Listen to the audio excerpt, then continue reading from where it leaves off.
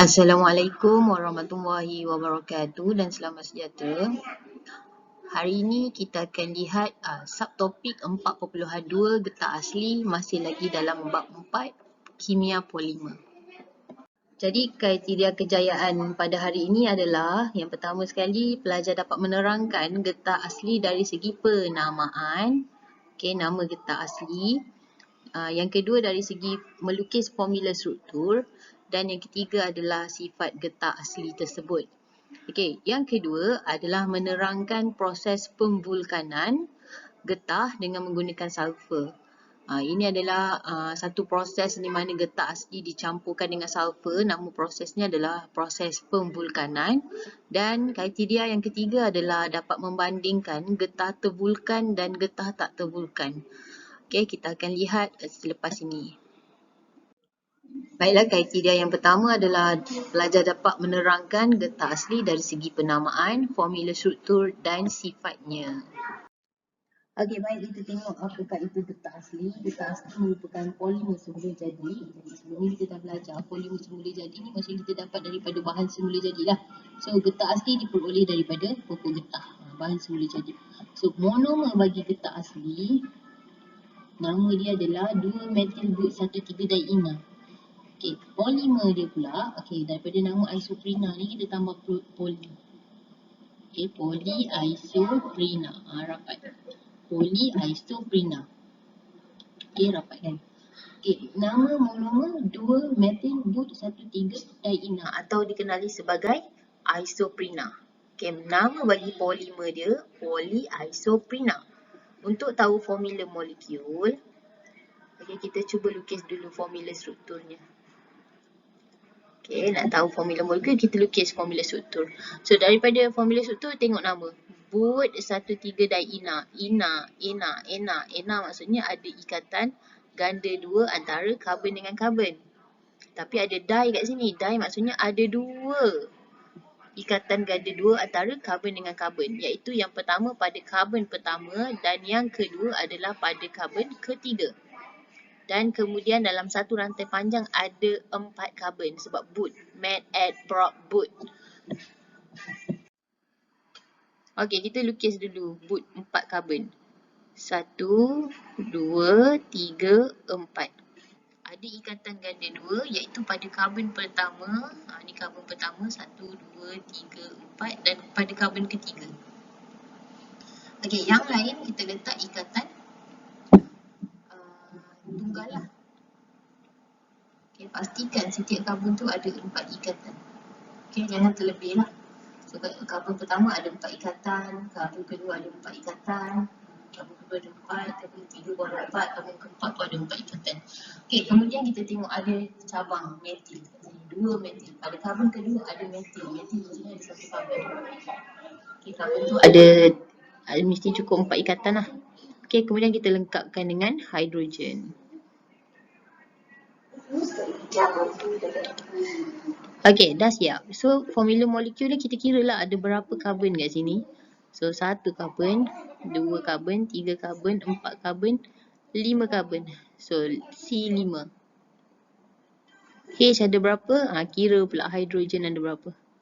1, 2, 3, 4, 5, 6, 7, 8. So, C5, H8.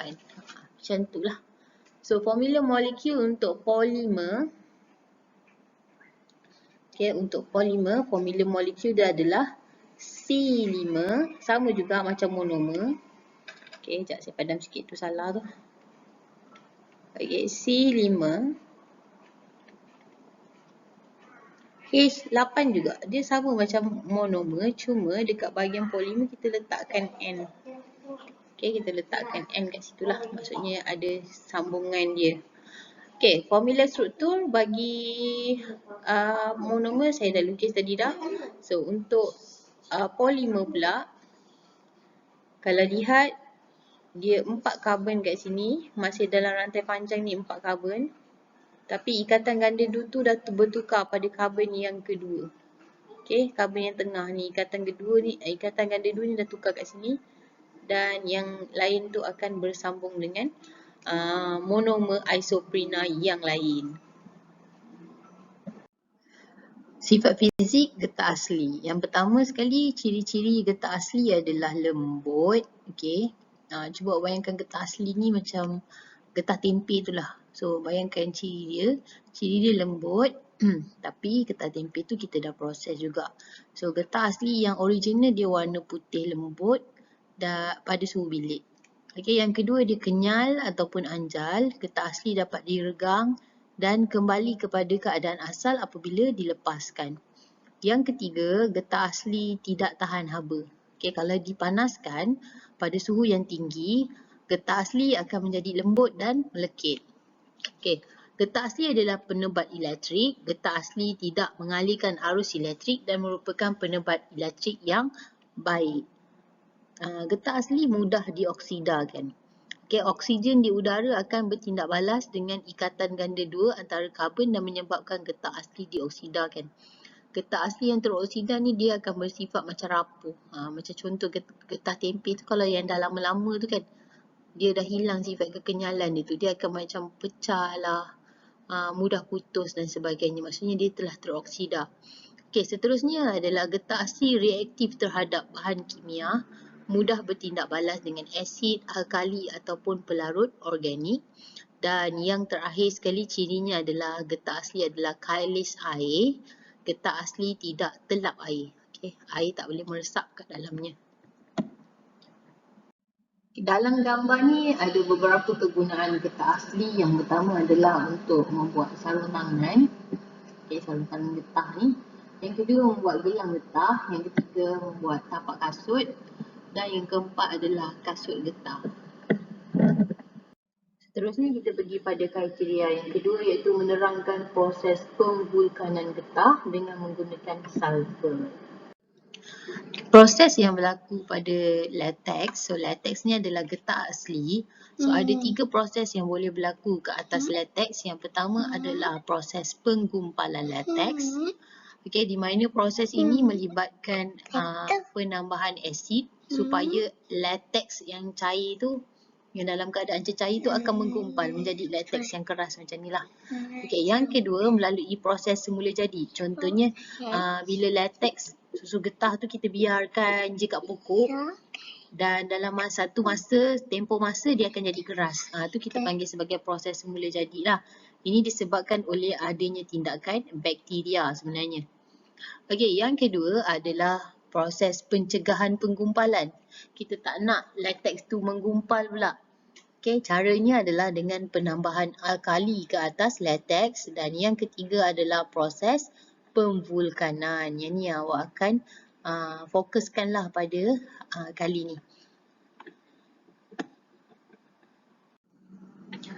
Okay, kita lihat proses yang pertama, proses penggumpalan getah ataupun penggumpalan latex. Okey, dalam rajah ni, kalau awak lihat rajah, kita ada, ni kita panggil sebagai molekul getah. Ni molekul getah, molekul getah, molekul getah. Okey, molekul getah ada 3 molekul getah lah kat sini. Okey, saya padam lah. Tak nak kacau gambar tu. Okey, dekat molekul getah ni, apa yang kita dapat lihat, dia ada membran protein. Ni membran protein. Okey, ni kita panggil sebagai membran protein. Okey, membran protein ni dia bercas negatif. So, dia bercas negatif. Tengok dekat luar setiap molekul getah ni ada cas negatif. Molekul getah yang pertama, molekul getah yang kedua, molekul getah yang ketiga semua ada cas negatif di luar membran protein tu. Jadi, bila ada cas negatif ni menyebabkan antara satu molekul dengan molekul yang lain dia tertolak. Okay, dia menolak antara satu sama lain daripada mendekati antara satu sama lain. Okay, jadi apabila dia menolak antara satu sama lain, dia menyebabkan yang latex tu kekal sebagai cecair. Okay, kita tengok proses yang kedua pula. Apabila berlakunya penambahan asid. Okay, bila asid ditambahkan. Kan tadi kan kalau awak lihat penggumpalan getah ni, penggumpalan latex ni ada 2 cara. Cara yang pertama kita tambahkan asid. Cara yang kedua dia melalui proses semula jadi. Melalui tindakan bakteria. So apabila kita tambah asid, asid yang biasa kita gunakan adalah asid formik ataupun asid etanoid. Okey, asid formik ataupun asid etanoid. Jadi bila kita tambahkan asid, asid macam yang awak tahu, maksudnya dia akan menghasilkan ion hidrogen. So ion hidrogen yang ada, ion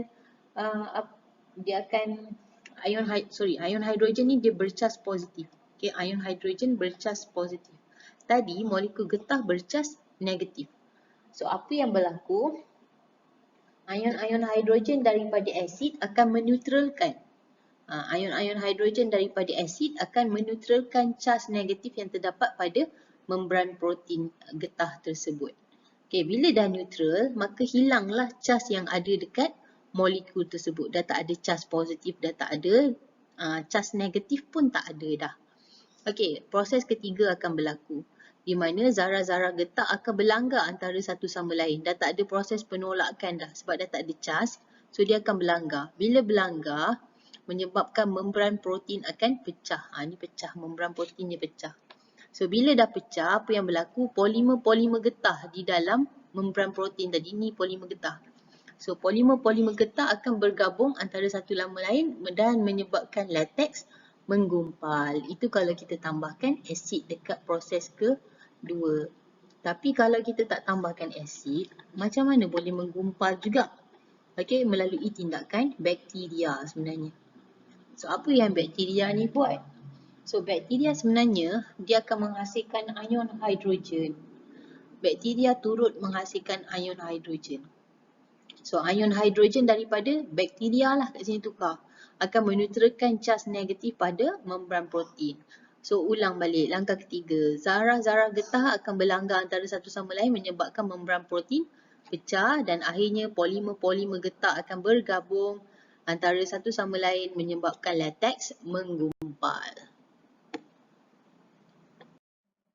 Okey, kita lihat pula proses pencegahan penggumpalan latex. Yang pertama sekali tadi macam mana nak cegah latex daripada bergumpal, kita akan tambahkan dengan alkali. So apabila alkali ditambahkan kepada latex, ion hidroksida daripada alkali akan meneutralkan ion-ion hidrogen daripada asid yang dihasilkan oleh bakteria dalam latex.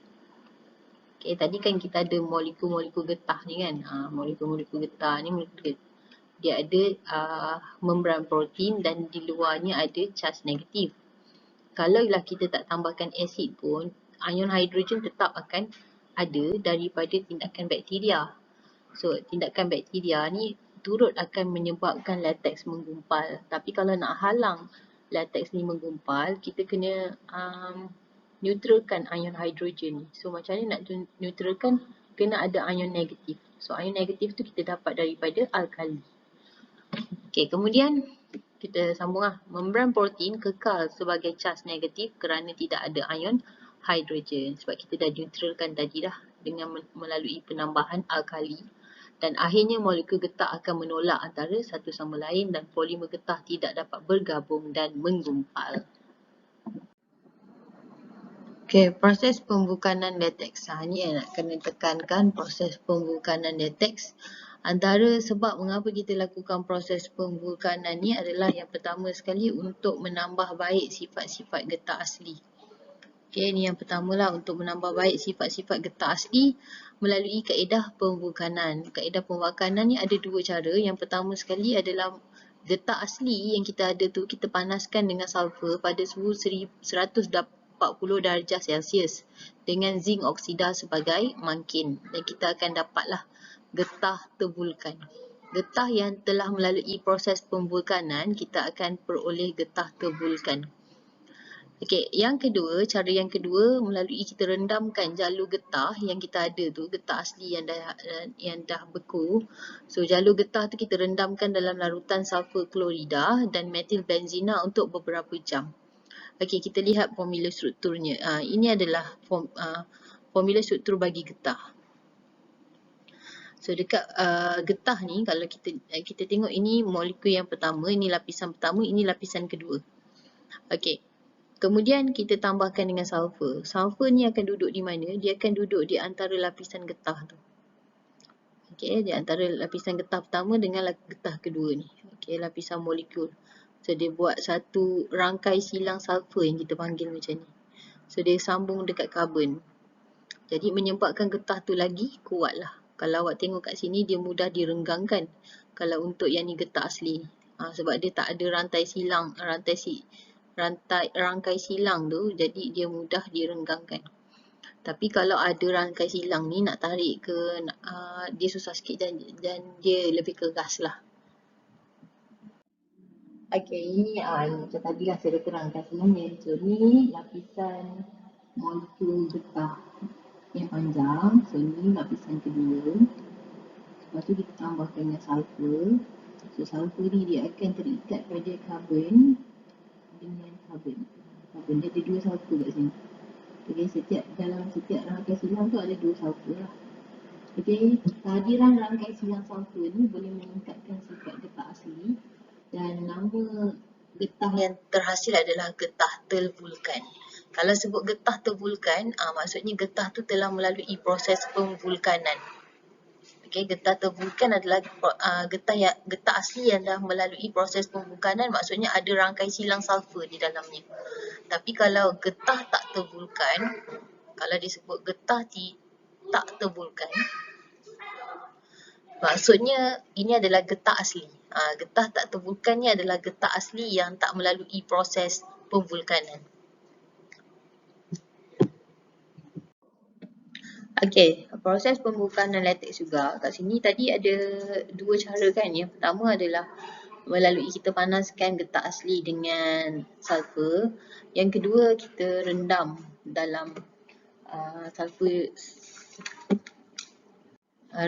sulfur klorida.